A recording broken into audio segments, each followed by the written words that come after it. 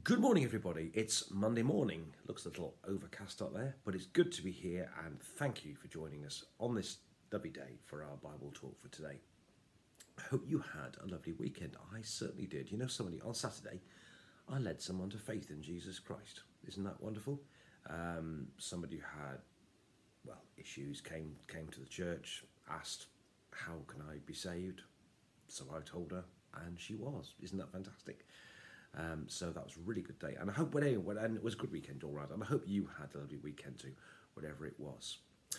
Now, we are continuing our adventure through the letter of Hebrews, and this morning it's all about tents and temples and that sort of stuff, but it's all good stuff. Just bear with it. I'll read you it now, and I'll explain it to you afterwards. So it's Hebrews chapter 9. I'm starting to read at the first verse. Now, even the first covenant had regulations for worship and an earthly sanctuary. For a tent was constructed, the first one, in which were the lampstand, the table, the bread of the presence, which is called the holy place. Behind the second curtain was a tent called the Holy of Holies. In it stood the old golden altar of incense and the ark with the covenant overlaid on all sides with gold, in which there were a golden urn holding the manna and Aaron's rod that budded.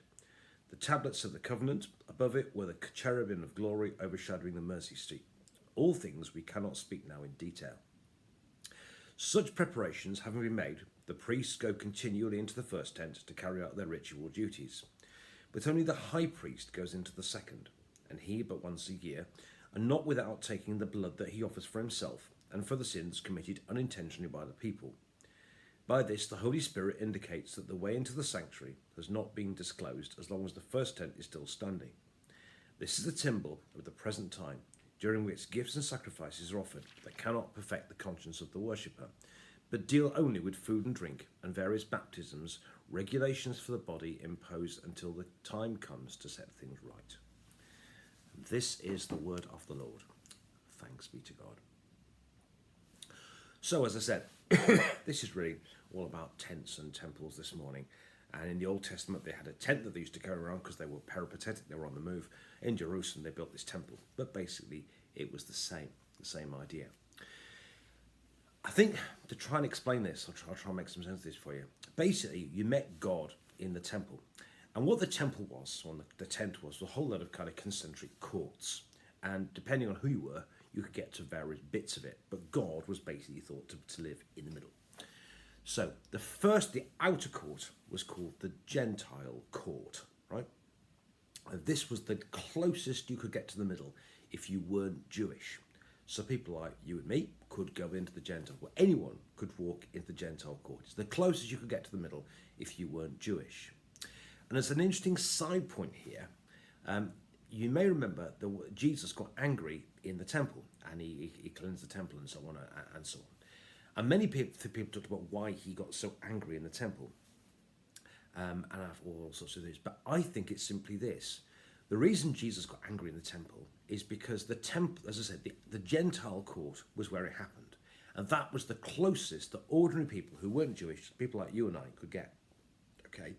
And they'd set up this market in the Gentile court.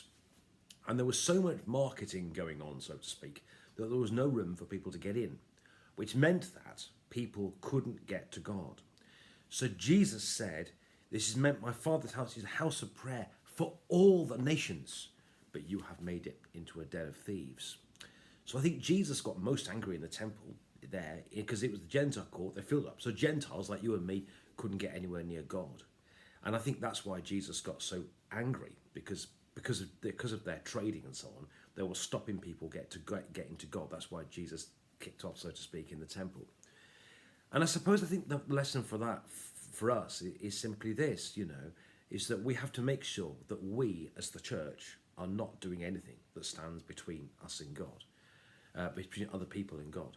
We have to make sure that we are not exclusive. We have to make sure that we are welcoming, that we are open, and that people can find God.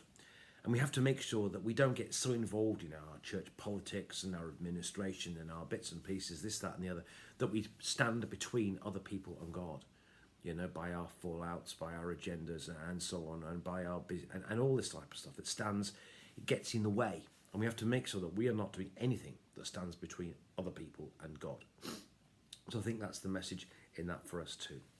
So the outer tent was called, the outer court was called the Gentile court.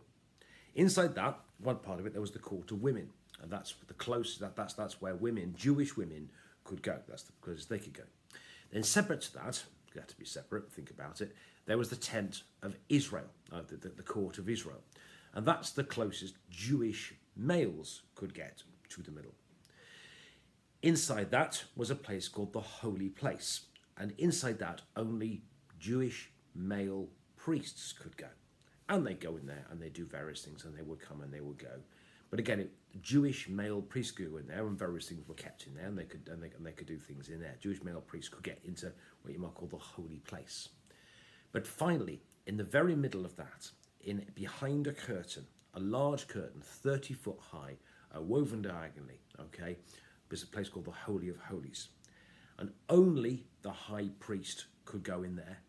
And even he could go in there once a year. So it was, I think you can see, a really, really big deal. It was considered to be incredibly holy. Special clothes had to be worn. And I understand they even used to put a rope around his ankle, so that in the event that it was so holy that he died of the holiness, they'd be able to drag his body out afterwards. Okay, that's the kind of holiness we're talking about. And that is the situation, as a side comment, that Zechariah was in when he was told that his barren wife Elizabeth was going to give birth to John the Baptist. That was what, when you hear about Zechariah going into the holy place, it was that you are talking here about the absolute high point of his career as a priest.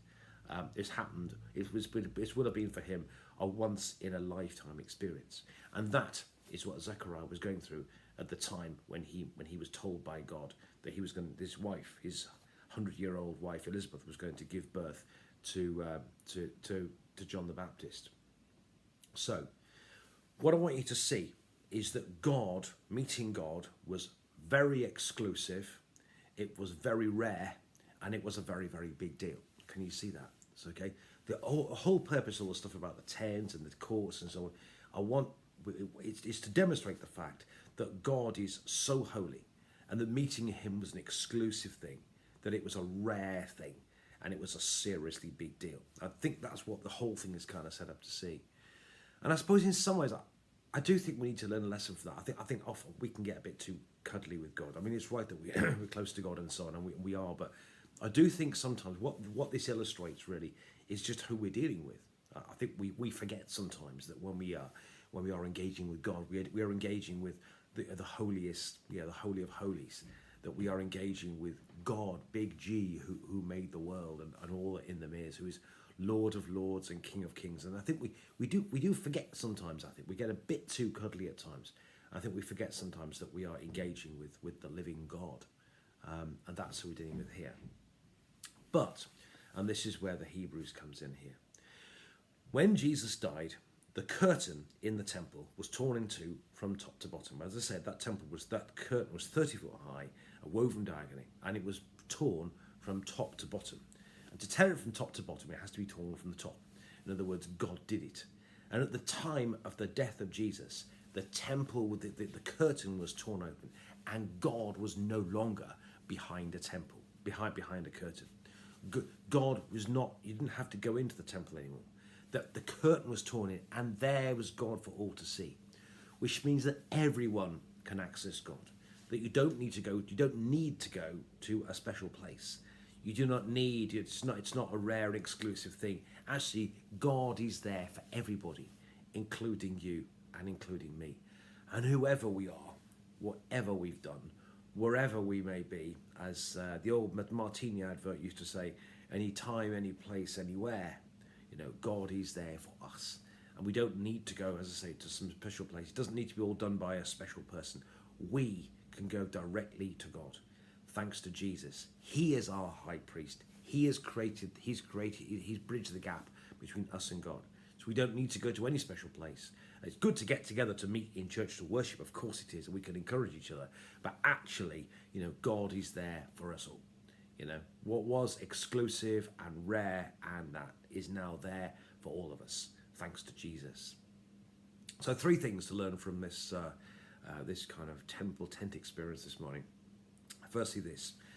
Jesus was in the Gentile court, objecting to the fact that they'd filled it with markets so people couldn't get to God. And we need to learn from that the importance of making sure that we're not doing anything that stands between other people and God. We have to be very, very careful. We have to be there to help people get to God, not standing in the way. Second thing about that is I think we do need to remember actually just how holy God is. That we're dealing with Big G, the Lord of all and the King of Kings and so on. And we ought to just remember just how holy God is. But that thanks to Jesus, the temple curtain was torn in two from top to bottom. And God is there for all of us, including you and for me. With that in mind, have a lovely day, my friends. Enjoy the day. Please do share these messages, by the way, with your friends so other people can enjoy them too. Just